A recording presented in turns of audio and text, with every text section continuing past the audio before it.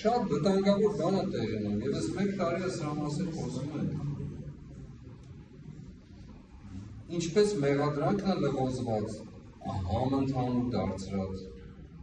այդպես էլ սպասվելիք եզրակացությունը։ Անընդհատ ասում ենք մտնենք ապացույցների փուլ, ապացույցների ժամանակ կտեսնենք ինչ է լինելու։ Հիմա սա էլ ենք անցնելու, ասենք սպասենք եզրակացությունը ինչ է լինելու։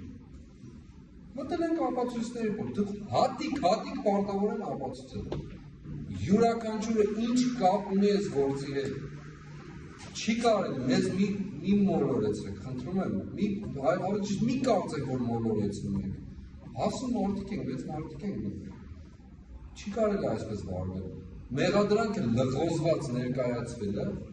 ամբողջությամբ լղոզված, անհասկանալի ով ինչի համար է մեղադրվում։ Չկա ոչ մի բան։ Նույնն էլ եզրակացությունը։ Ինչ հասկացա, այս ապացույցները ասել պարոն Սարգսյան, ինչի՞ն է պետք։ Ինչի՞ է պետք։ Մեղադրականի ժամանակ ասեցին, փաստեք ինչ է, յուրաքանչյուրինը, հետո ասեցին։ Հիմա եկել ենք ասում ենք, եկել մտել ենք ապացույցների փուլ, դե հիմա սա փաստեք։ Չէ, հիմա էլ եզրակացության ժամանակ։ Չի լինելու այդպես։